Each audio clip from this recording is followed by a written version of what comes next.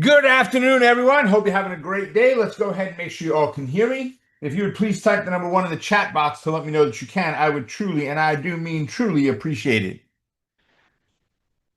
Afternoon, Brenda. Morning, Helen. Hey, thanks, Patty. Hey, Andres. Morning, morning, morning to you. All right. Welcome, everybody.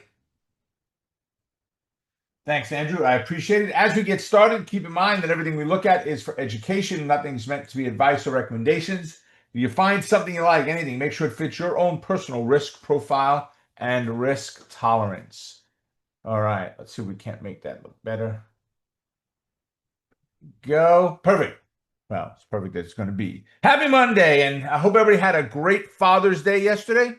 I know we did. We went out east with our family for a couple hours to a nice winery that we go to where we bring the dogs. It was a lot of fun. We got to meet one family that they actually had 5 generations sitting at that table, from a 105, 6-year-old man down to a newborn baby, right? So that was pretty cool to see all of that there. But hope you had a great day. Yeah, fib number 5. There you go. Yes. Yeah, it's funny. This weekend, Saturday first, then Sunday, each day I met someone that was at least 105 years old.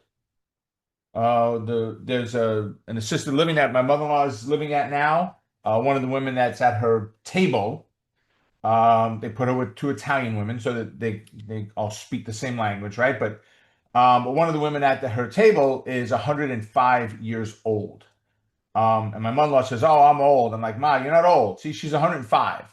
I said, you're a little kid yet to her. She's got 20 years on you. Come on now, you're doing good." And then the gentleman we met yesterday at the winery, which was pretty awesome. Yeah. All right. So as we get started, keep in mind everything is for education. Nothing's meant to be advice or recommendations. All right. So we've got our agenda today. It's our follow us page. Today's trades, economic reports. We're going to go into market review, upcoming future trainings, weekly training topic, and then your stocks in review. To me, that's one of the most important parts of this. Is the very last section. So when we get there, have your candidates ready to drop them in so I can go ahead and review them. Worst case scenario, you get another set of eyes on your chart before you go ahead and make that yay or nay on it. All right, so here's our follow us page. There's tons out there that you can follow along with. Wealth Builders Live in 2055. Yeah, well, plenty that you can follow along with. This last week, Sean and I did 3 long form videos for the YouTube style. We did, I think, about 15 of our short form videos. My team is constantly cranking out material from other videos that we've done and stripping things out. They take our power hours, they run through AI, they pull sections out of there. There's always tons you can learn on the various social platforms. It's just a matter of which one you follow, right? Which one is important to you. All right. Today's trades. What did you do? Drop them in. Did you get any trades off today? I'll show you one that was a great setup that never happened. It just took off. Another one that we did get that did go off today.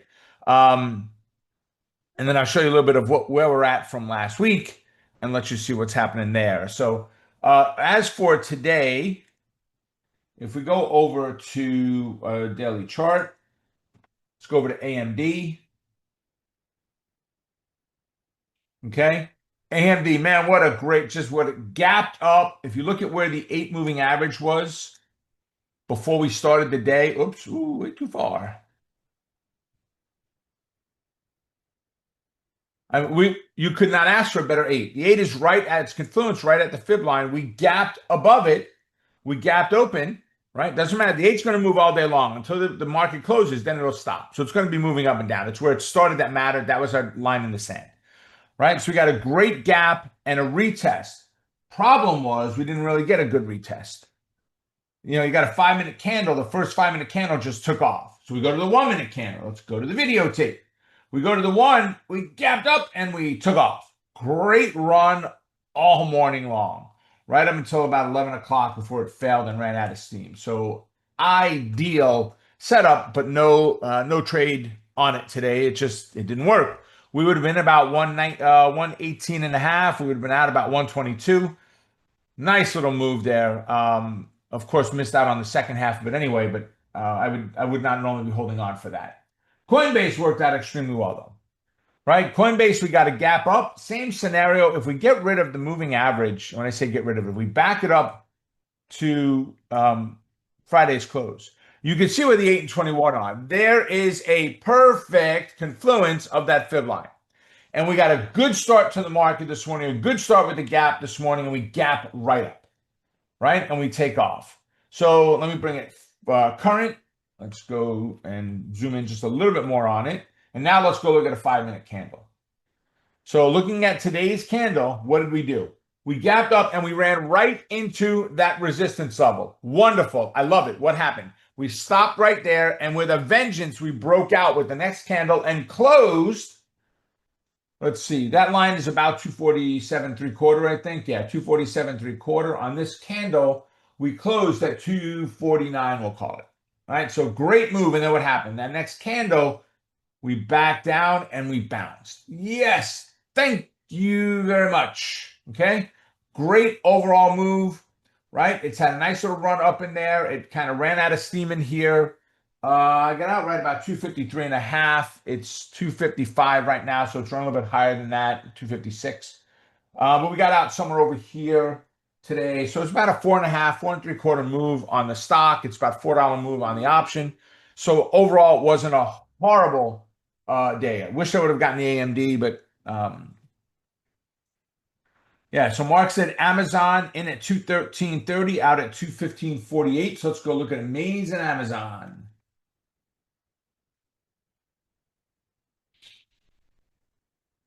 Okay, excellent. So it opened about where it closed, ran up. I didn't get a pullback to a fib, so I didn't take it. But great job there, Mark. Fantastic. That is awesome. Guys, this was a trade setup from last week, and the boxes are numbered and color coordinated, if you would, right? So the first one was the entry. We got in on this day at 204. This was a swing trade. We got in at 204. Yeah, lots of congrats there, Mark. And there's more trades in there, guys. I just haven't got to them yet. I will. A lot of trades in there, actually. So I appreciate that.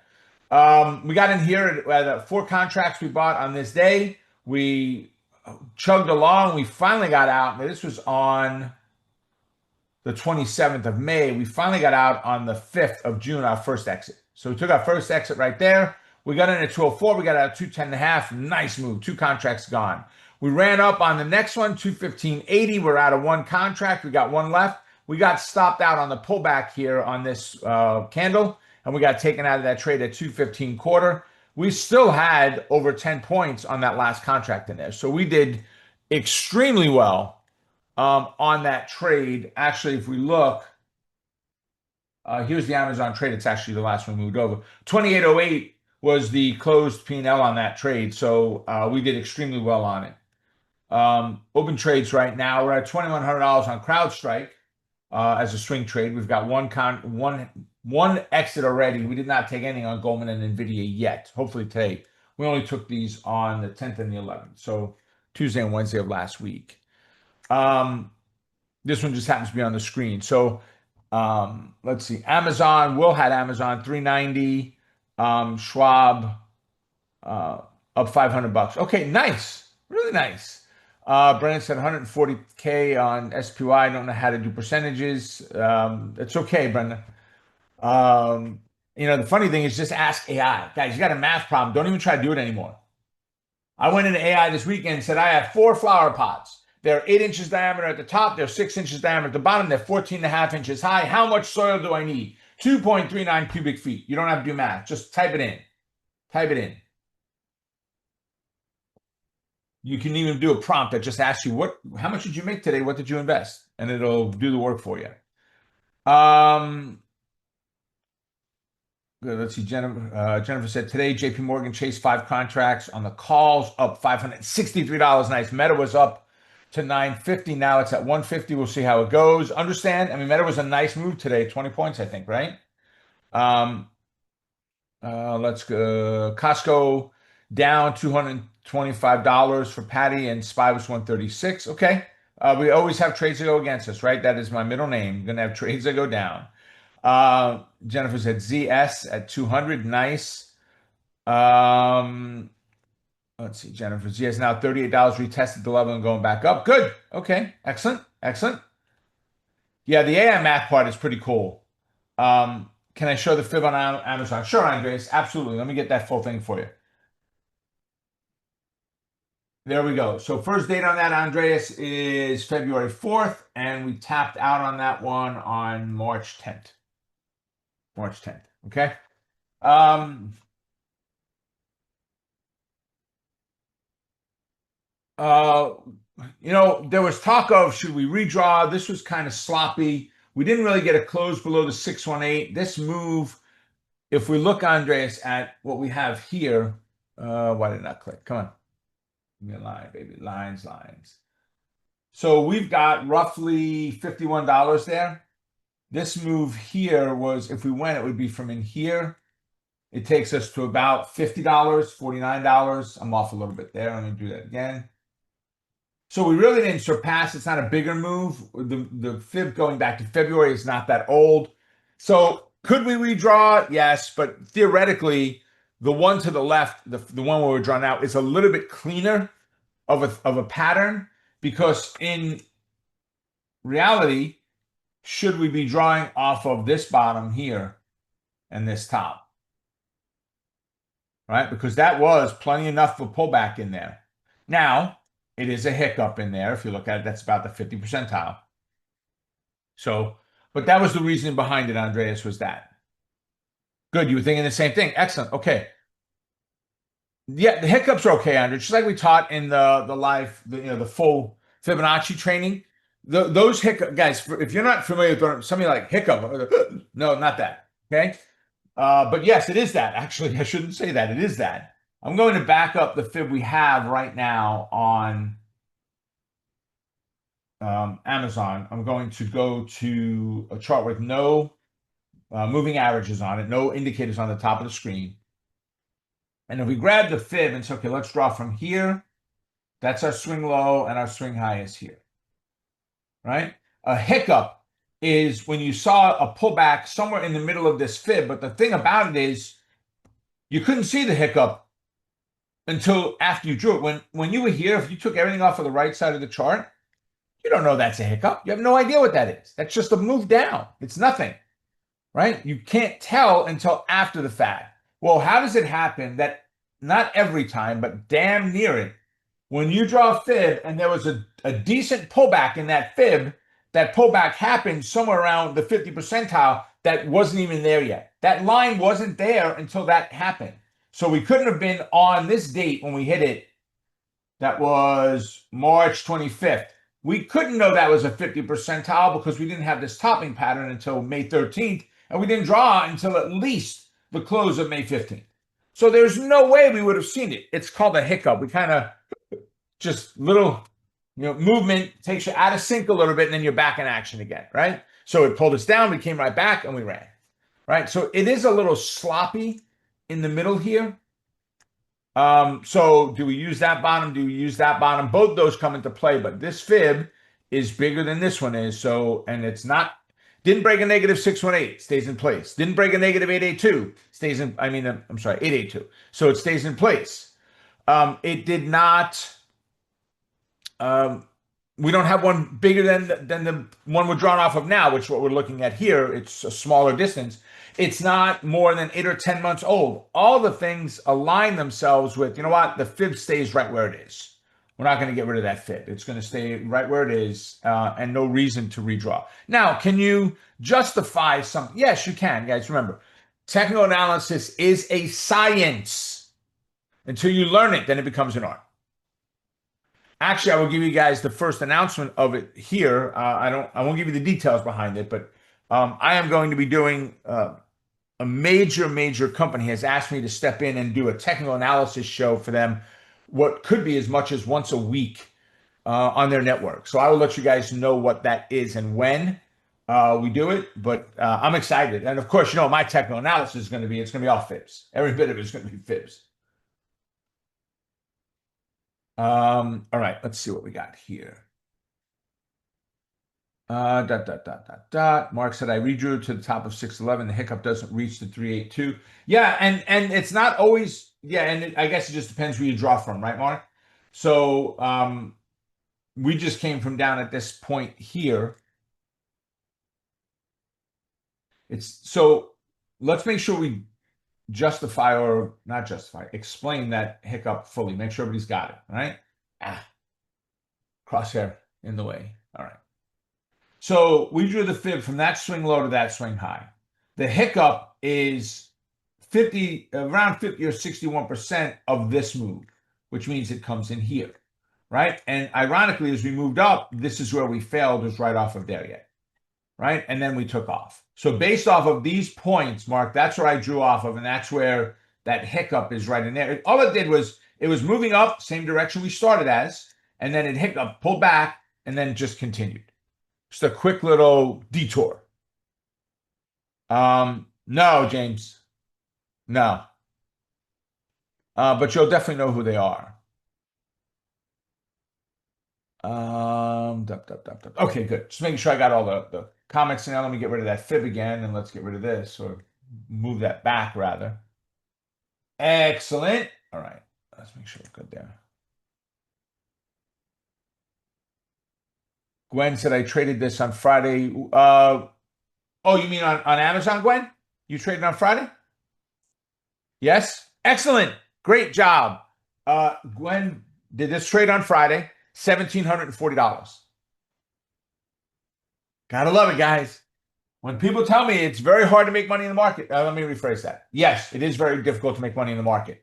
The complexities come in with, do you want to learn what is needed to get it, to make it happen? That's where the complexities are.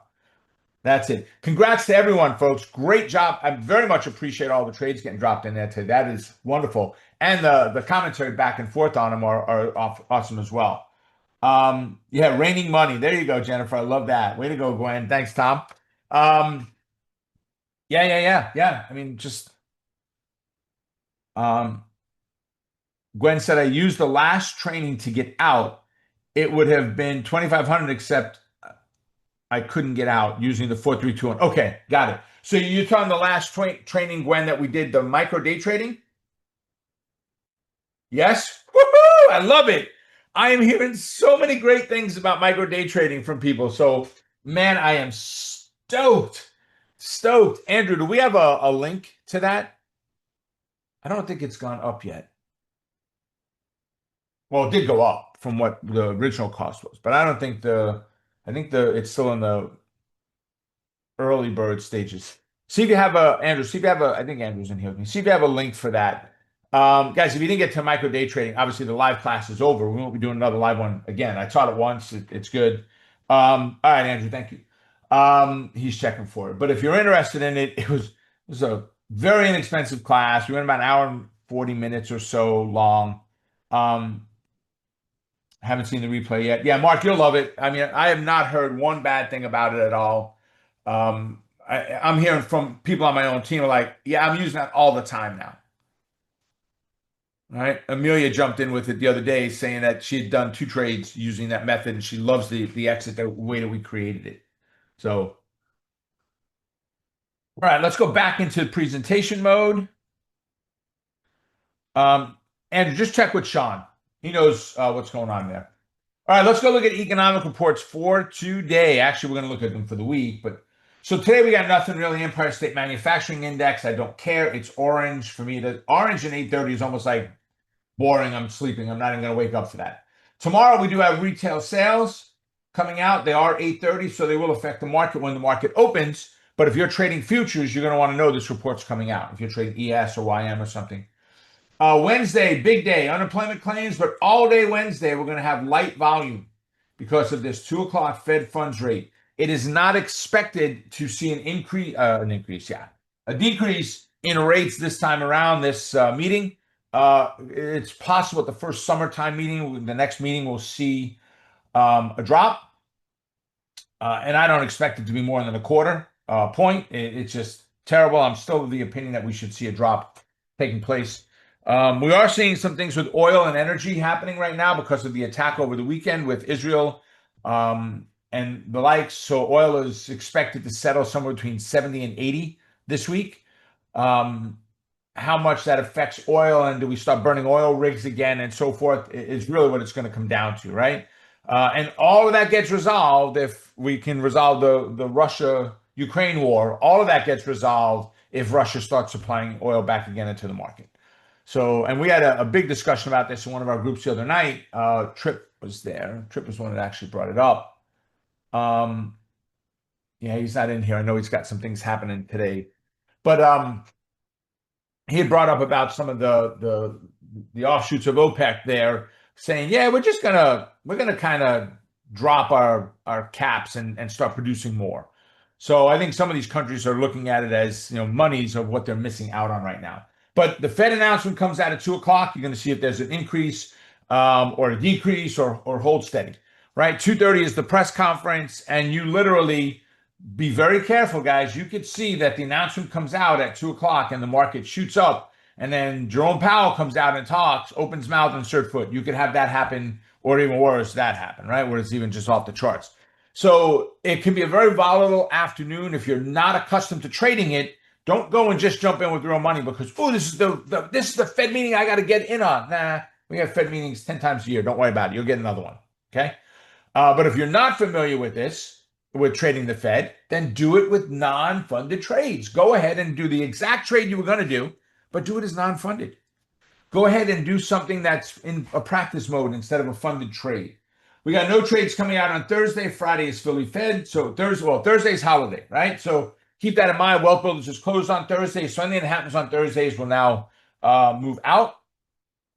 From there, meaning power option plays and cover call explorer.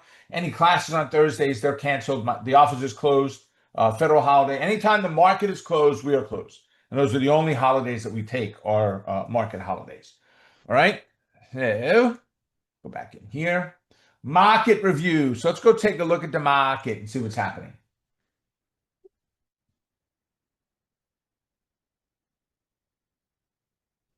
I guess I have an alert set on TradeStation that I didn't realize on Adobe.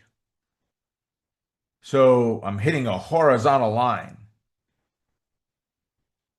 All right. So I don't know where I have it.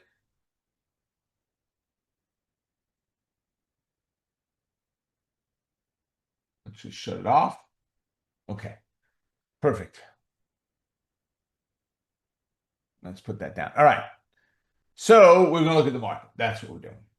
All right. So here we are, guys. There's a lot on here. Yeah, I haven't heard from Jim today. He's not in here with us today, including a line from that came out last week from Jim. We'll talk about in just a moment. But right now, guys, let me go back to moving average tempo. Okay. Did I do it on the 1 minute also?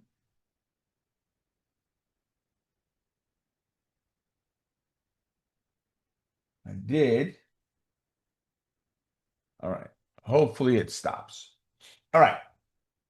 So when we're looking at the chart here, what's going on? We've got a great move to the upside. For the last week and a half or so, we have definitely had some bounce around, hesitation. Do we make it? Next step up, a little bit higher, maybe not, right? Up and down, and lots of lines in there. This is what I would call an obstacle course. You've got the fib line, which is our zero line. You got the 1,000-point level. You got the recent swing high. You've got the negative 136. We've got this line here, which we'll talk about in a moment, this 61.16. Then we've got this thick green line on the top, which is 61.47.43, the all-time high. There's so much happening there, but just look at what's happening right in here. You have between the zero line, the 1,000-point level, the 8 moving average, and the recent swing high we've had in there. Now, the importance to take note of is you have a low here, and then we put in a higher high. So let's do it this way. I'll put a few more lines on there. So we had this high in here. So we had a swing low, and then we had a swing high. We pulled back, we had a higher low, we ran up. I'm not going to draw it there, but right there we have a higher high. And we pull back and we have a higher low. And then we run up and we get a bunch of higher highs right in there. Right? We keep going, we get a higher high yet, and then we pull back, higher low as we bounce, and here we are. So that 60.59.40 level, which was on the 11th, Wednesday, which is on Wednesday, that was our recent high. Up above that is 60.86.52. That is the negative 136. And then you will notice that there's this, well, let's go to the top line. This top green line is 61.47.43. That's the all-time high on the S&P 500. Not only the 52-week high, but the all-time high. Okay? Beautiful. So we pushed up again. So let me back up. If you watch the Traders Market Intelligence report over the weekend,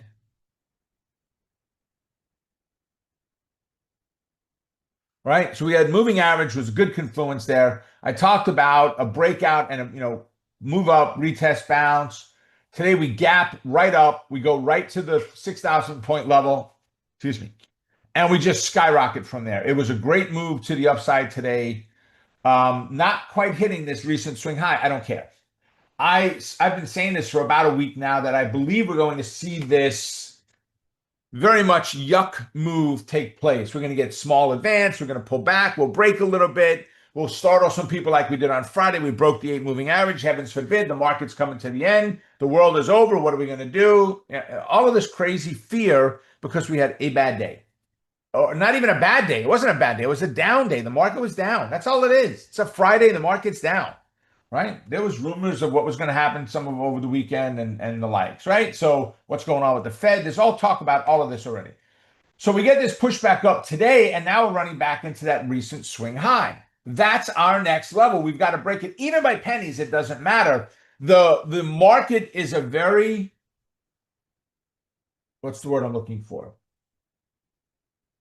Stringent, no, not the right word, but the market is very hyper-focused right now on that number.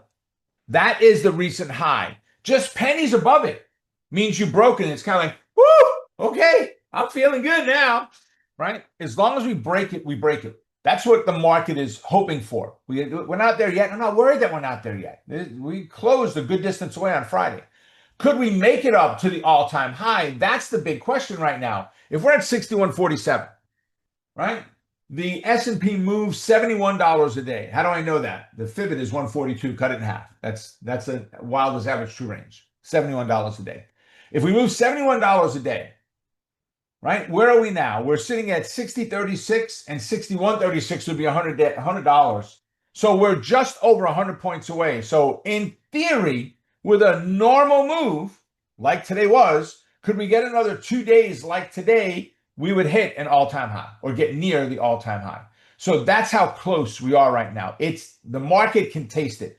I do believe somewhere on this attempt, barring craziness, right? I mean, if the U.S. gets involved in this war in the Middle East, it's not going to be good, right? It will not be good for economy and markets and everything else, for at least short term. So, but barring something like that, I do think on this approach, we can see us hit all-time highs. Now, am I guaranteeing it? Of course not. If I could guarantee that, this wouldn't be a free class. It would actually cost you tens of thousands of dollars if I can guarantee you a what and a when and a where, right? And how much it was going to be.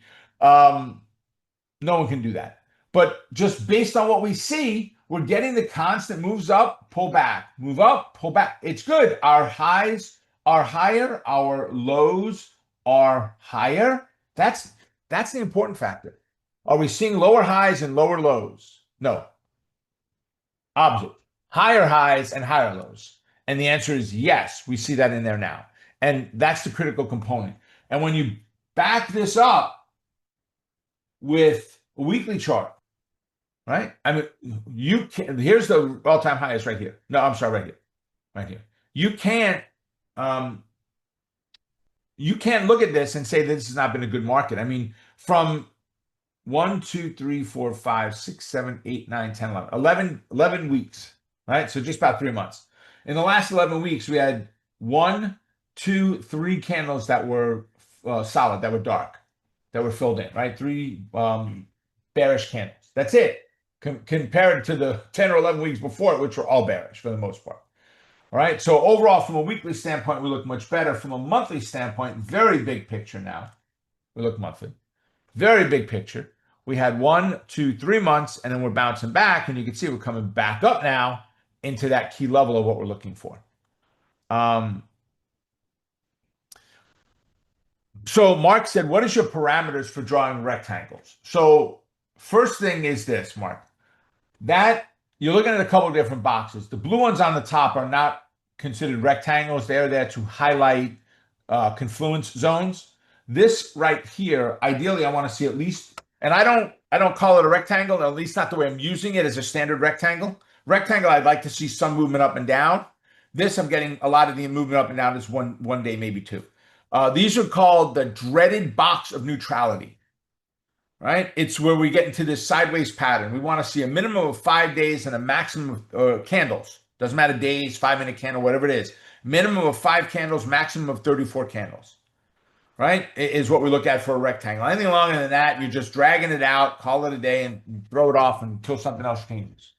The yawn box. There you go. Exactly. Right. And even at that, you start getting over. Look, we chose fib numbers a long time ago when we did this. When I was running the E-mini think tank, and it was only a nighttime class. We used fib numbers for this, the 5 and the 34. 21 is the next fib number down, and we felt it was a little bit too short. 34 might be a little bit long. But that's the range we're looking at. And ideally, I just want to capture as many points as I can in a sideways move. But at least 5 days is what I need to see in there, Mark, for the way that I draw them. There's a lot of rules behind rectangles. In Monster Market Movers, one of the patterns that we do go over occasionally is rectangles. And when we do, we give all the details behind it, what we're looking for, breakout percentages, and all of that is part of it. This, I'm not looking at it for the breakout per se of where does it go to next. I'm using Fibonacci analysis and the fact that we've slowed down, hence dreaded box of neutrality, that the fact that we've slowed down is the other component there. Okay. So overall, I like where the market's sitting right now. I think that 60.86 is an easy push this week. This 61.1696 is a major midpoint, or it's actually a 25 percentile point. Between two major fib lines, this 67.65 and this 41.81. This right here is 25% of the distance of there. It just happens to have a confluence there. Jim is the one that recognized that last week. I've left that line on our chart at this point. I want to see what's happening. That's this line right here, this green one. Right? This green is the all-time high. Okay. All right. If we look at the VIX, fear. So actually, let's go back to the S&P for a second. Friday, we had that move down, right? It wasn't horrible. It wasn't a horrible day. We were down 68 points on Friday, okay? And then we have the VIX.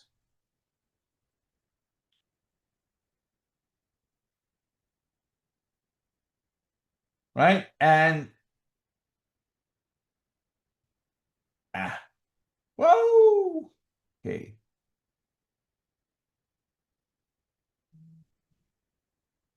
You can see the VIX was up $3 on Friday.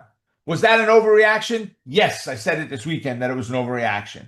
Today we're up a bit on the market, but we had a nice gap down. We're down $1.73. VIX, look, I still look at the VIX, but I do not give it the credence that I used to. It is not as valuable of an asset to me any longer as it used to be. I feel ever since 2008 crash, it got worse in 2019 with COVID. From there, it's gotten much worse, and I just don't see a lot of strength behind it. You get too many of these reactions where the market reacts and someone's flipping a switch on VIX, and I think it's the fault of things like VIXY, where it's 3 and 4 times the ratio, when they're multipliers that you're trading. I think some of those things lend into it, where people are over leveraged on it, driving those, falsely driving the position, up or down. So, but we are down today $1.70. We're still in the green zone. We're at 1910, 1912. The green zone starts at 18. It starts at 19. At 18. Sorry. So we've got another point to go to get into that yellow zone. But overall, I mean, you can't complain about the numbers. When you look at options pricing, here, we'll take Adobe. It didn't open up. All right, we'll take it. We've got Adobe. I don't know what's going to open up on the screen, though. I don't know what the last option I had was today.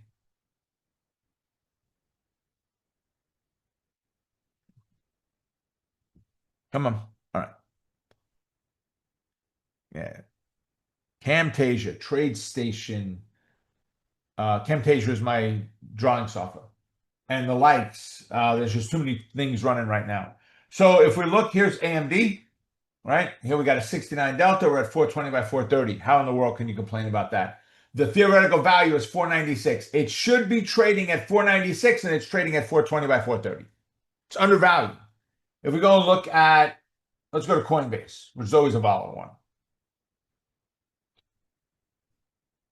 All right. If you go look at Coinbase, 65 delta, we're at 835 by 890. It should be trading at 1170, and it's trading at under $9. Right? Options are not expensive, folks. Not compared to what they could be. Right now, we do have a reprieve right now. At least when we look at power option plays, I've got my sheet already prepared for tonight, and I've got nothing on here that has earnings coming out in the next 3 weeks. We've got Goldman Sachs, Netflix, and United Healthcare. Those three are all, usually Goldman is the first one, but they're close within a couple of days. Goldman is unconfirmed yet, July 14th, right? So we have nothing. Adobe just passed. They were the last one. They were on Friday, or Thursday or Friday of last week. And so they just had their earnings. Now we don't have anybody in our way. So earnings are not becoming an issue right now. There's some companies, but not much, that are announcing, right? So that's really not affecting us at this point. But VIX, that low VIX, if nothing else, tells you, hey, go look at options prices. Does that mean there aren't options that are expensive? That doesn't mean that. If you go to Costco, 67 delta, 15 and a quarter by 16 and a quarter, we'll call it. Theoretically, it's 18 and a half. So overall, that's good, right? Booking. I know you're all excited to trade Booking.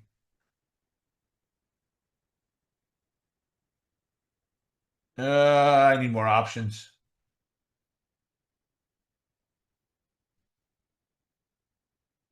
Let's see, what do we got there? 64 delta. We're at 89 by 109. It's a $20 bid ask spread, and it's valued at 108. So it's fair value. I mean, and you'll get it better than the 109, but it's fair valued at this point, right? $58 move. Listen, not for the faint of heart, okay, at all. Meta, right? Which, if you can afford it, I think should be on your list. 1335 by 1350 with the move that it's had today. There's a 15-20 cent bid ask spread right now on the options. There's nothing. VIX is not a problem today. Volatility is not a problem today. We don't have to worry about it. It's not an issue for us at all. Today, you get back up into 30, 40, 50, 60 again, yeah, then it becomes an issue. But not for today. Yeah, hey, Trip. Alcoa is confirmed on July 17th. They are the unofficial start of earnings season, AA, the unofficial start of earnings season. So that's the way that you will know it. And as I said, Goldman right now, I don't have it as confirmed. I didn't check it. July 14th, and both Netflix and United Healthcare, July 17th. Again, whether they're confirmed or not is something else. But those are the dates they're slotted for right now. Okay? So excellent. All right, Andrew did drop that that page in there, guys. So this is the micro day trading, right? So take advantage of it. If you're interested, the link is in the chat. All right, let's go back into our document. All right, so this is what we've got coming up. So check in tonight on the 16th for Inner Circle.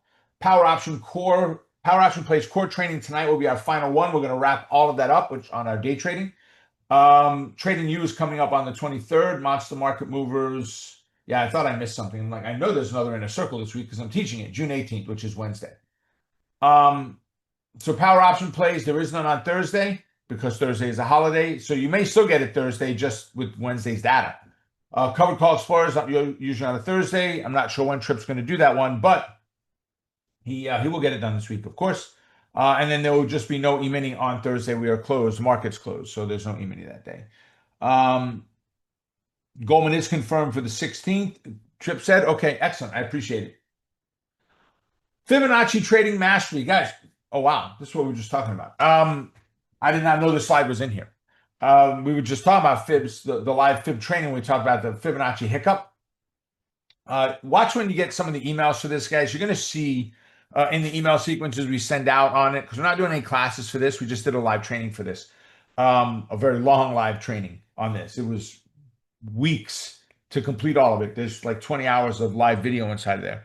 But all of the videos that we've done for this, every one of them is actual training on what's inside of the training series. We're actually going over actual techniques that we use inside the Fibonacci Trading Mastery series in there. So, and that's with everything we're doing lately. It's all techniques of what we do. So go ahead and check it out. All right, weekly training topic. Sell in May and go away. Is that right or wrong? And the answer is yes, it is right or wrong. Okay, it all depends how you take that phrase. If you look at when this phrase came to fruition, right? We're talking about a long, excuse me, time ago when this first came about. And how it was realized was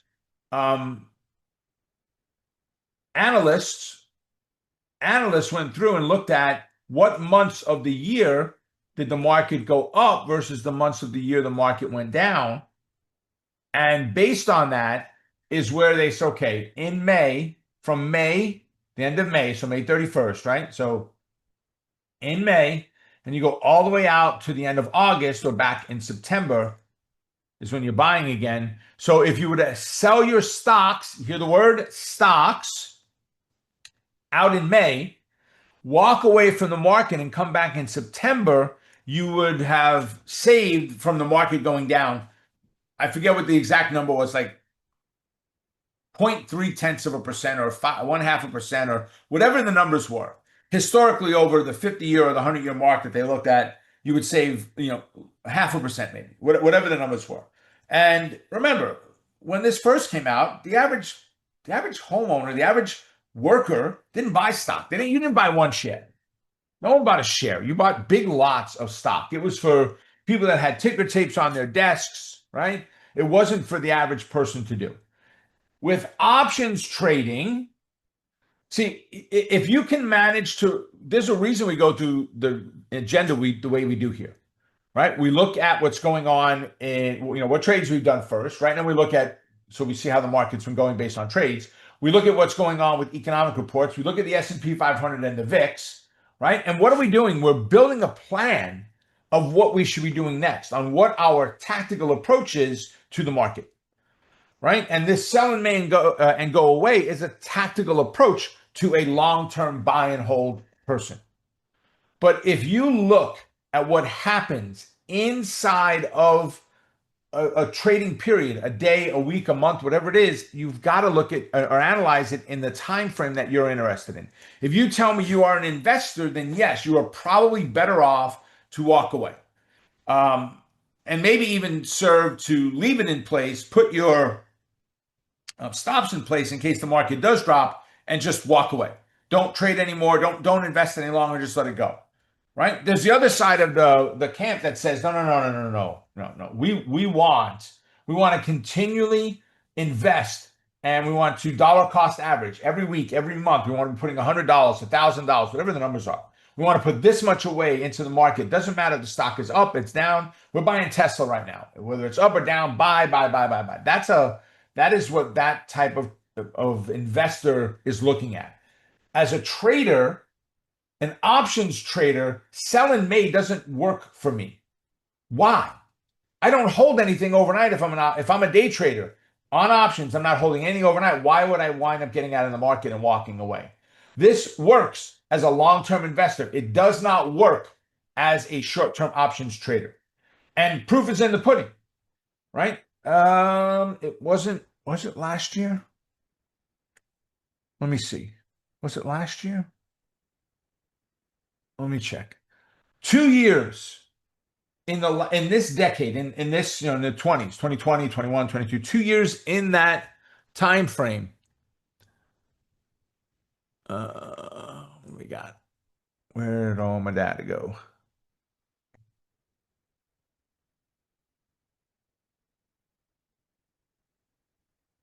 I must have a bunch of, I got a bunch of lines hidden.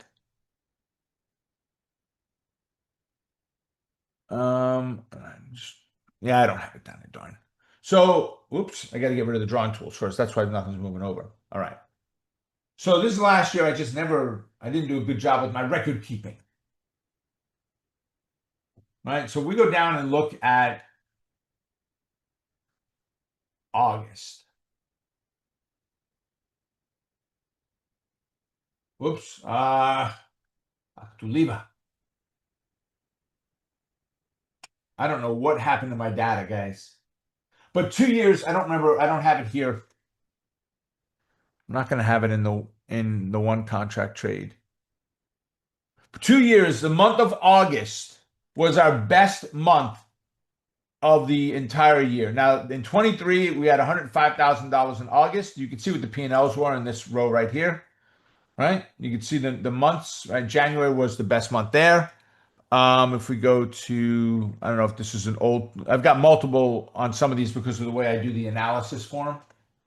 August was $112,000. October was bad. June was 58,000. July was 114, 112. Guys, we had great months in the month of August. So the sell in May and go away just doesn't work for me.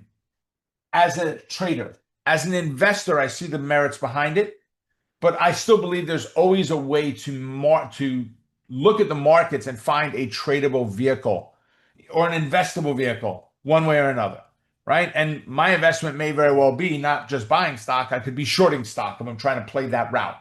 I could be buying call options long-term or buying put options long-term. I could be day trading or I could be micro day trading. So we just analyzed everything that's going on in the market. And right now, what do I take away from all of this, right? From this sell in May, go away, and all the things we looked at before we got to this slide, right? We've got a plan, right? So I want to look at the market. I want to look at the VIX, right? I want to look at option pricing. I want to look at the S&P 500, right? The SPX, right? I need now. So these are I need economic reports.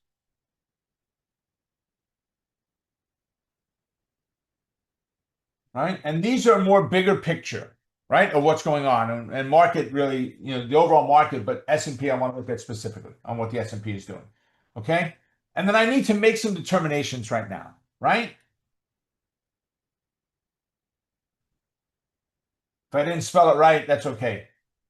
I spoke it. When I spoke it, it was spelled perfectly. So it doesn't matter how I wrote it. I spoke it perfectly.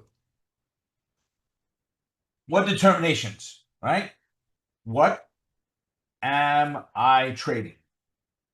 Stock, options, futures, Forex, whatever it is. What am I trading, right? Options and so forth, right? Time frame. How long do I plan on being in the trade? Am I going to be in for the day, for a week, for a month, for a year? How long do I want to hold on to the position? And once again, it depends what school of thought you have. Warren Buffett says you don't buy a stock for a day if you're not willing to hold it for 10 years. That's Warren Buffett's school of thought. It's not mine. Right? I do believe in my investments, they're longer term. I'm just not committing to I want to hold something for 10 years. Okay. So what time frame am I going to be looking at? Okay. I want to look at the market volatility. Right? How volatile has the market been? Are there things that I can capitalize on or things that I want to be cautious about to help me or protect me in this market itself? Right? And then I'm going to rely on my street smarts. Well, what does that mean? I never considered myself to be a brainiac, ever. I think I've got smarts in certain areas, but a brainiac, no. A high test taking type person, no. Listen, my wife watches Jeopardy. Okay. When I tell her it's because 7 o'clock, you got Jeopardy and Wheel of Fortune, right? When she likes to watch those shows. When I tell her it's on, I don't tell her Jeopardy is on. I tell her it's 7 o'clock. I Feel Stupid is on. True story. I feel stupid. Why? Because that's exactly how that show makes me feel. Right? I got one right. My daughter goes, see, you got one. I say, yeah, but they asked 40 questions. I got one. I never get the last one. So, in 1842, who cares? Right? Street smarts, shake your hand, meet you, look you in the eye, I got a pretty good understanding, feeling of can I trust you or not? No ifs, ands, or buts. I'm pretty damn good when it comes to that stuff, right? My street smarts, what I'm referring to is not that, it's what's going on in the market right now. What do I see through Rob's eyes? What's happening, right? And where I went from 2019, 2018, 2019, from being a very much swing trader with some day trades, I have completely shifted my model to a day trader with some swing trades. Even to the point that if you look at the way that I've released trainings this year, right, inside of Mastermind Group, we spent weeks going through day trading. Literally weeks. In power option plays, we did probably about 6 hours of it or so. In Mastermind Group, we probably have 16 hours inside of there, on top of all the hourly trainings that we've done after that on it. Everything we do now is all based on that. So you've got that there. You've got the Fibonacci training. Why did I introduce the Fibonacci training now? Because I think there's so much out there that traders are getting sideswiped by things that are happening. They can't recognize them. Fibonacci helps us to start to see some of those things. So we introduced the Fibonacci, which gives us the base in our structure. And then lastly comes out the micro day trading. Right? Micro day trading, in my opinion, if you are a pop user and you are using micro day trading techniques for exiting your trade, you have latched on to exactly what I am doing right now. This is my entire motto today of follow along with that micro day trading, and it says an exit strategy. And I teach there's a whole training. I teach identify, enter, manage, exit in that training. But the micro day trading part is where we spend the most of the time, and we really hunker down on when the chart is telling you the signals it gives you. There's 4 or 5 different ways, 3 of them you'll see all the time, but that tells you it's time to get out of this trade. No, don't wait to hit your target, get out now. And it's based on those exit types. And that's the street smarts. And you need to come up with those as well. Now you can pay for your own education or you can borrow mine. That's up to you. It doesn't matter to me how you do it. Right? Believe me or not, the $99 or whatever the cost is for micro day trading will not change my life. I promise you it will not. I'm still going out to eat 2 nights a week with my wife. You know, we don't look at it and say, oh, this is too expensive. We go because we like to go. Right? The $99 or $100, I don't care. Guys, I have not taken 1 penny ever out of Wealth Builders. Ever. I don't need it. I don't need it. Never taken a penny. I've never been paid from Wealth Builders for anything. Period. Okay? So you've got to develop your own street smarts on the hows and the whys and the whos of what's going on and figure this out. What are you going to trade? Options. What time frame? Day trade. How's the market volatility? Kind of volatile. What do I notice? There's a short term, very big moves in the morning, and then we kind of die off and might pick up in the afternoon, which means for me, I've cut out my afternoon trading almost completely now, and I focus only on the morning, and I'm done. Right? Relying on the street smarts of what did I come up with on my charts? Where are my fibs drawn? How do I use the fib techniques that we use in the Fibonacci Trading Mastery? And then how do I use the micro day trading stuff to just hone in on the exact exit point and not wait? And there are reasons that we use these micro day trading, because here's the thing, folks. If you watch and you see your stock is going up and you bought your option at $8 and the stock goes up and now it's worth 12, and all of a sudden you'll see this happen and your option is worth 9. You're like, wait, what just happened? There's micro day trading patterns that are happening inside of there. This is an options pricing, right, model. But there are micro day trading things that are happening inside of here that cause that. And you need to know what those are, right? All right. We've become our parents. Yeah.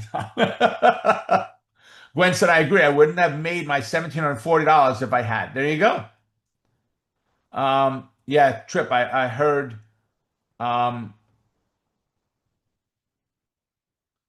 Okay, so Trip's going to do his CCE on Thursday, guys.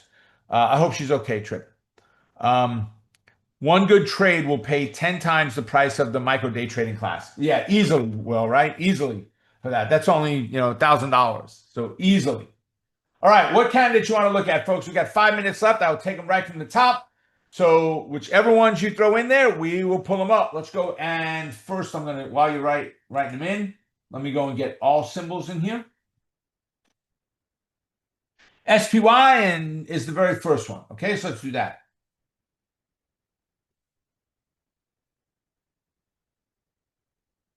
SPY's trade possibility, Jennifer, was, I'm sorry, Brenda, was today. I had it on my list. I did something with it today, but it really doesn't fit any of the parameters. It was very aggressive the way that I took it.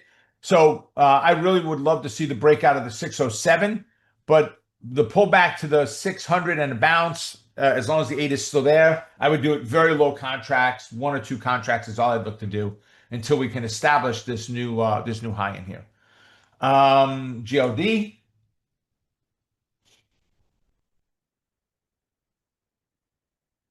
There we go. Okay.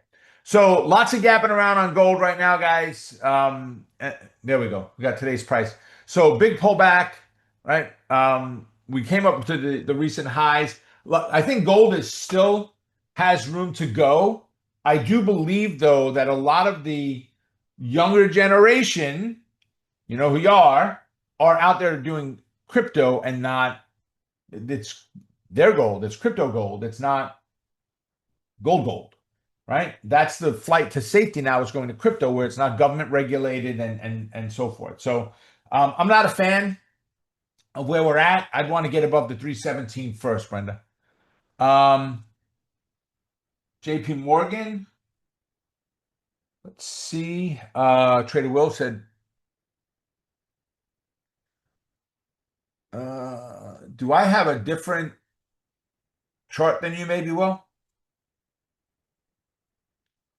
I have my fibs drawn different than you? I have a different fib. You working off of the previous one? If you're working off the previous fib, Will was asking about, Will was asking about a Fibonacci 4-step. So, yeah, I mean, I like it, Will, if we break that 267, but we do have a new fib in place. It did give us a longer run. The last monster market movers I did, I probably redrew 50 or 60 fibs on our charts. Yeah, so I like the breakout here. Retest and bounce, 278. 69, 78, 9. Yeah, we don't need to fib it, although I might split it in half. It is JP Morgan. They're kind of slow goes. I might split it in half with a fib it anyway. All right, let's see. Tom's got CRM. Okay, let's see. There we go. All right, fib is good. Nothing wrong with the fib. The only thing about this, Tom, is it is bearish, right? And everything is pointing bullish right now. So if you keep in mind, 70 to 80% of all stocks move in the direction of the S&P 500. If you find ones that are moving bullish right now, you may have a better result with them. Now, with that being said, break that 257.61, retest and fail, and that 244.5 is our next target if you like the way this trade sets up. You know, you've got hints, and this is the street smarts I'm talking about. Tom, we've broken before and we bounced back. So be very cautious on a breakout. You might want to actually get a close below that 257 before you consider any kind of bearish trade on it. Bullish would have to be, I'd have to get back above this 282 line for me to do anything bullish. So probably not anywhere near that for now. Let's see. Jennifer's asking for Amazon. I know we've talked on this one already today, but guys, I need this one back above the 217. Break, retest, bounce. The moving average is just a little bit far away for me. Well, it's probably close, but you got a good distance in there. I'd be a little cautious on it. Amazon doesn't have that big a move any longer. Netflix.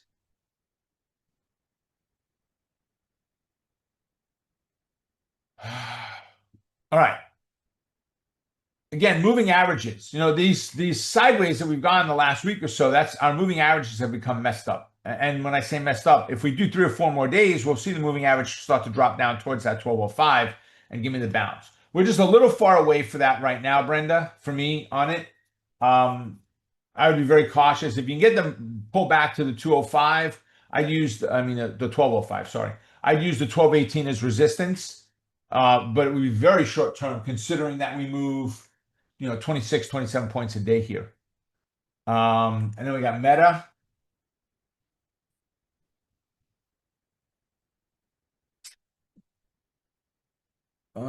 Let's see. So Meta, great gap today, right? And where does it gap to? Right up to the 700 level, almost to the penny, right? Stretches up, stretches down. You got a small, very long wicks on that doji-like, so far, doji-like candle. I need to pull back to 687 or the breakout of 712 for me to take it either direction on that one.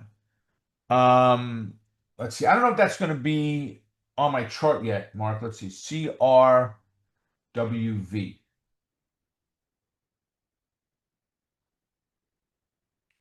Okay.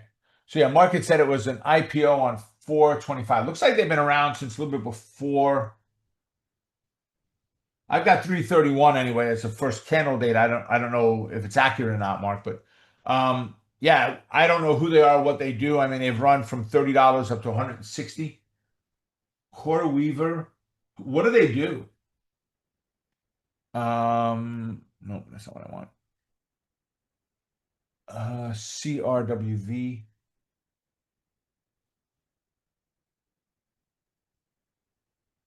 Wow, optionable already. They're optionable already. Holy mackerel. All right, let's see. And I mean, look, 67 Delta, 8 by 90.